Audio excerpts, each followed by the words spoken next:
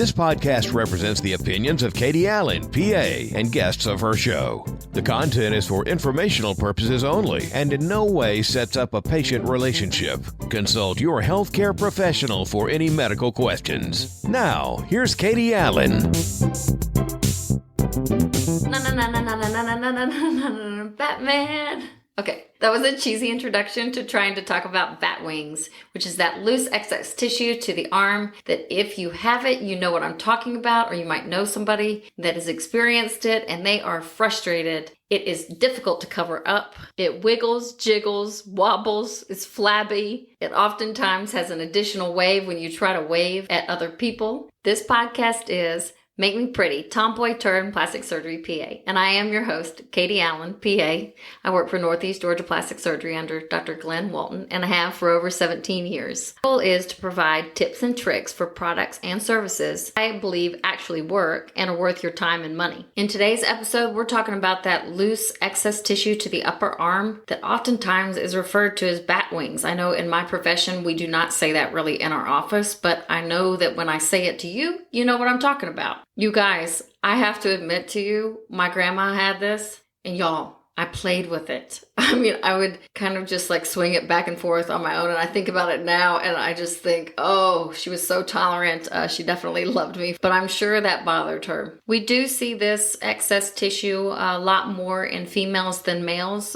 Males typically keep their turgor a little bit better in this area. They keep their muscle mass a little bit better than we do, but that's really not what this is as much about. This can be seen in any age group, but we do see it more in our aging population and with significant weight loss. It is often seen with the decrease in muscle tone and the increase in skin laxity. However, I feel like a lot of people even have great muscle tone, eventually seen, but at the time it's not seen because there is so much skin that is dangling underneath the arm. It's really about the individual. So if the individual has this great muscle tone, but they see this dangle that's underneath that muscle tone, well, then they're not even focusing on the fact they have this great looking arm up top as they raise their arm up, but they're just seeing the dangle. And it's that self-consciousness that makes people insecure. And that's what this is about. It's about the individual not liking something and being able to have the option of doing something about it. I don't think that any plastic surgery is for everybody. And this is definitely not body shaming. I always go back to that, to each his own. But I'm going to discuss an option, a couple of options that are available for those that don't like this area and want to do something about it. So I am talking about those that also have some crepiness to the tissue, but I am primarily addressing those that have kind of a waddly area of skin underneath there. And although the internet gives a lot of promise to being able to do a variety of exercise programs, I looked up multiple things and I was surprised at how many things said, with your bat wings, you can fix this with all these different exercises. And yes, I think that you can increase muscle tone in those that don't have very much looseness of the tissue. Maybe that muscle can fill the space. But in general, if you're listening to this episode, you're really probably having a lot of excess tissue. It's more likely that you're really, again, seeing that secondary wave whenever you try to wave at somebody in the air and it bothers you. More significant instances I see where it's difficult to fit the arm really into clothing. So you're ending up getting a bigger size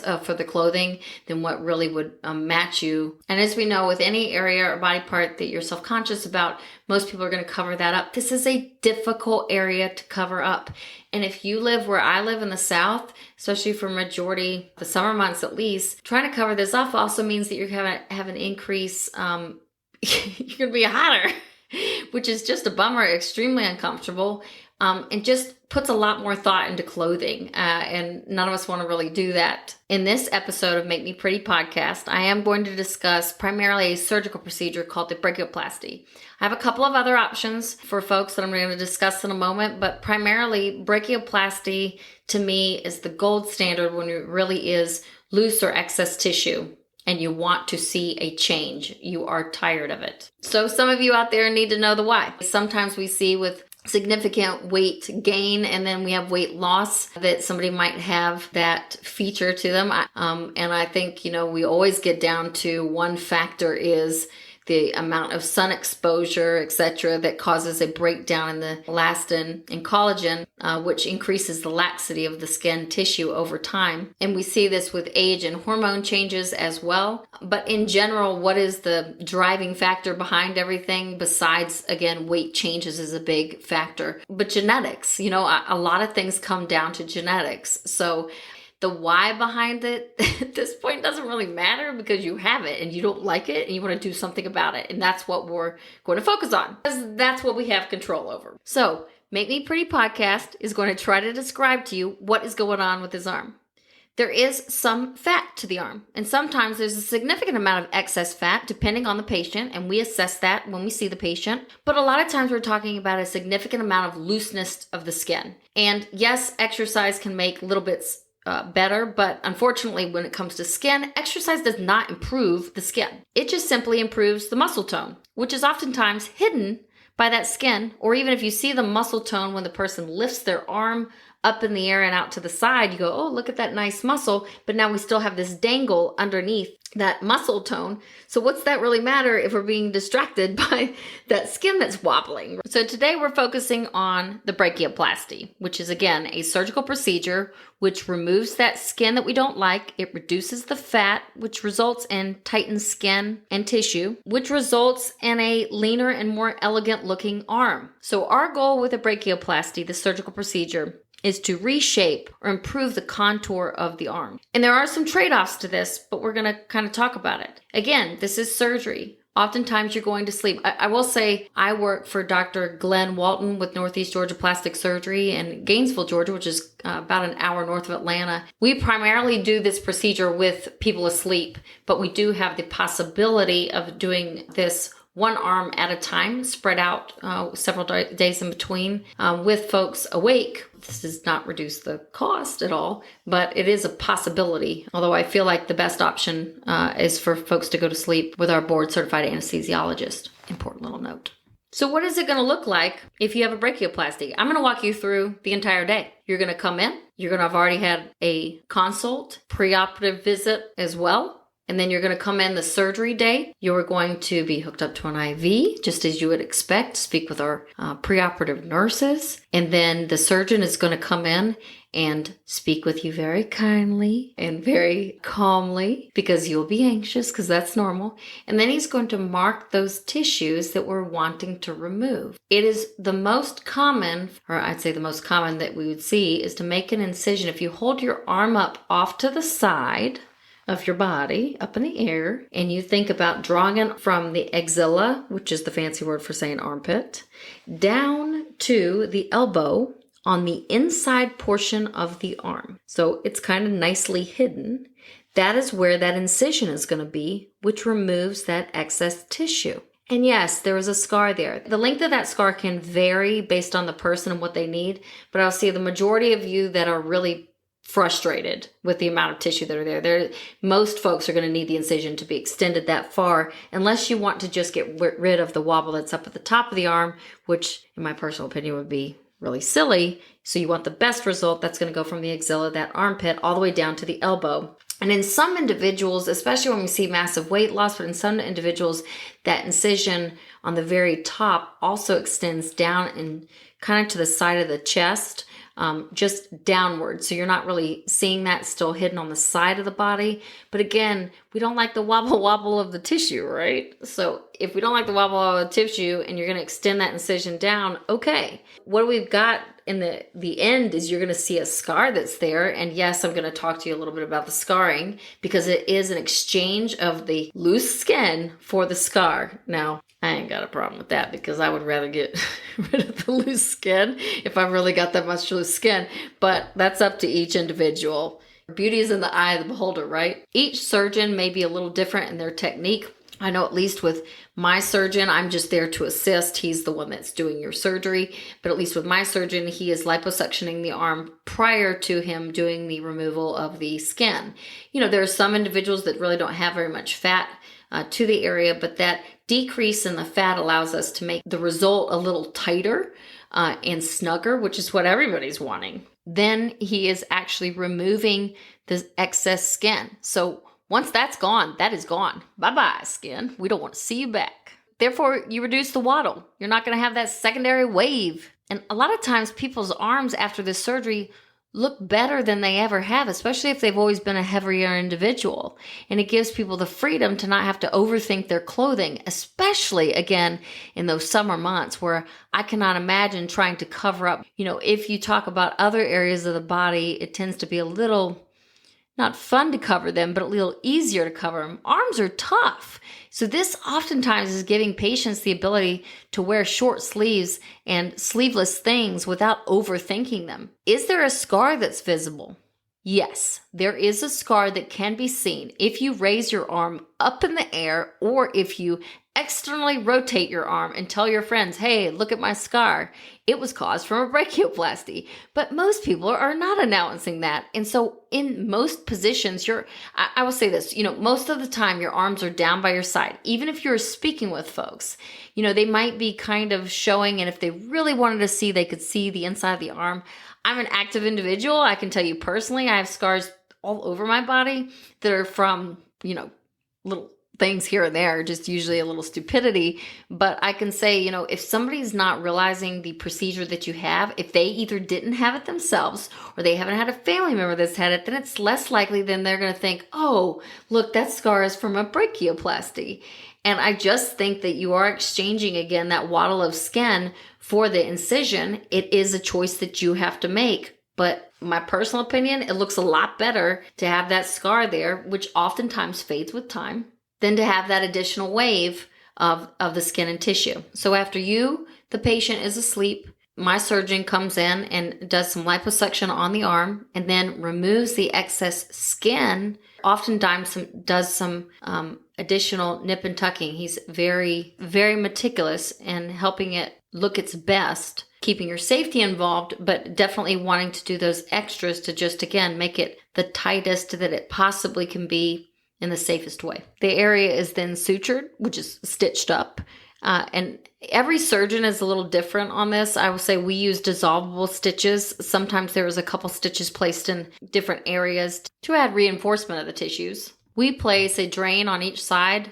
Any procedure that you have drains, nobody really likes the drains. But in this case, I don't hear a lot of complaints about the drains. They're usually out within a week. And they're there really just for the safety to decrease the risk of having a collection of fluid to those tissues. They also let us know a little bit about what's going on the inside of the area that was operated on.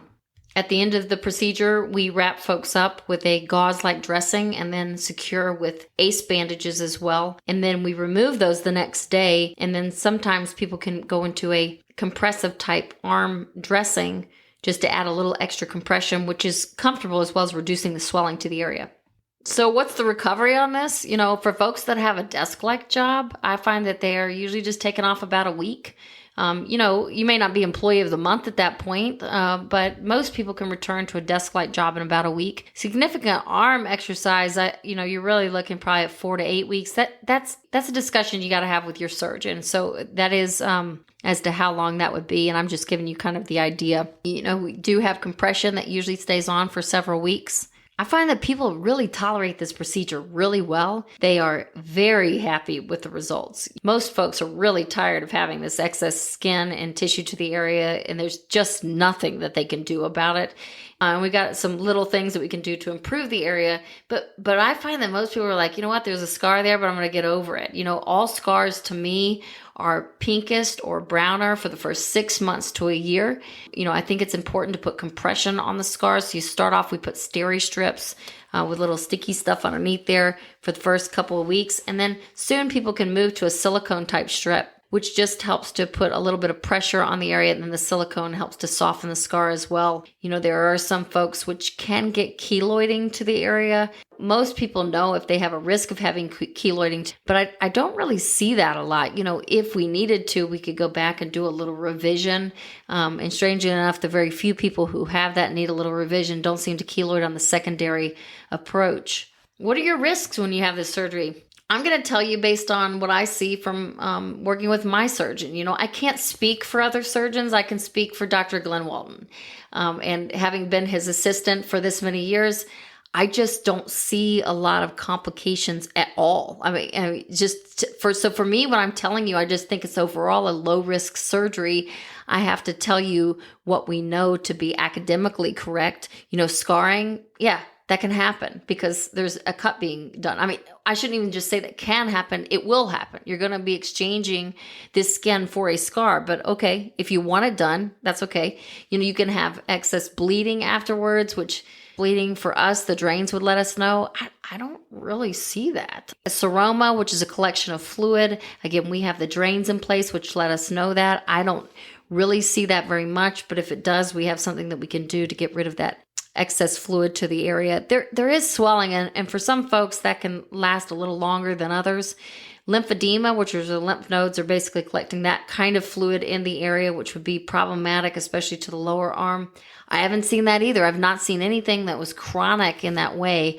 Most folks, again, were doing the procedure. They're just happy. They speak about the downtime. You're having surgery on your arms. So yes, you're going to be able to do small procedures like get a coffee mug out of the cabinet and do some desk type work, but you're not going to be able to do heavy lifting. Duh. You just had a big surgery to the area. But I find that most of our patients understand that. And again, they love it. I just find again that this is an overall pretty easy procedure for people to recover from. I do have to mention that some people can have some numbness of the skin, but again, that's normal to me that you can have numbness of the skin wherever you've had a major procedure. If you have numbness down at the fingers or hands, I haven't seen that long term at all. It is, I guess, possible that you could have injury to blood vessels or nerves. I haven't seen that. So pick your surgeon wisely is what I would tell you based on the reputation of that surgeon. So overall, if you got excess skin to the area, often seen more so in either folks that have had significant weight loss or in an aging patient, feel free to come in for a consult at a reputable plastic surgeon's office. My physician who has great results is Dr. Glenn Walton. Phone number is 770-534-1856. You can make a consult appointment to see him and we can decide if you're a good candidate for this. Like with any type of surgical procedure, you need to be healthy enough to go to sleep, and we help you look at those things prior to. We want it to be a very safe procedure. That's what keeps us having happy results.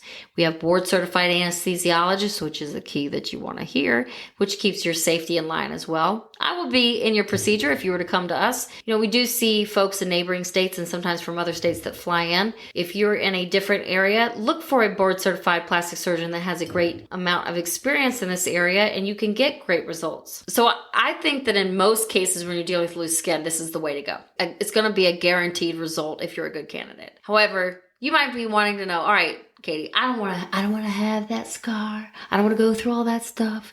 I don't believe I need that. Okay, that's fine. Go find a surgeon or a person that tells you you don't need it. And, if you don't, good. But if you do, then you're going to spend a substantial amount of money to still end up getting the procedure that would have done you good, which is the brachioplasty.